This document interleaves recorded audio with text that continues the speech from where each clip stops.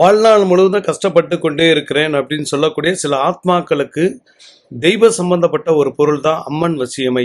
இந்த அம்மன் வசியமை பல வகையான அற்புதங்கள் நடக்கும். 10 பேர் வாங்கினாங்கன்னா 5 பேருக்கு கம்பல்சரி சக்ஸஸை கொடுக்கும். 1200 மட்டும்தான். சென்னையிலேருந்து அனுப்புவோம்.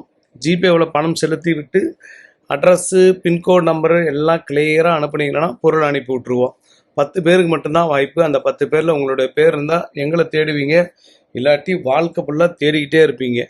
ஊர் ஊராக போவீங்க, ஊர் ஊராக சாமியாருங்களை பார்ப்பீங்க, அங்கே போய் பணம் கட்டுவீங்க, அங்கே போய் ஏமாறுவீங்க. இப்படி பல வகையான ஏமாற்றமான மக்களுக்கான பொருள் தான் இந்த அம்மன் வசியமை. இது தெய்வ சம்பந்தப்பட்டது. நாங்கள் பண்ணக்கூடிய அத்தனை பரிகாரங்களும், அத்தனை வழிமுறைகளும், அத்தனை வழிபாடுகளும் எல்லாமே தெய்வத்தை வைத்து தான். ஏன்னா பல ஊர்களில் பல இடங்களில் போய் தெய்வங்களை பார்த்து அங்கு கிடைக்கக்கூடிய சில பொருட்களை கொண்டு மக்கள்கிட்ட கொண்டு சேர்க்குறோம்.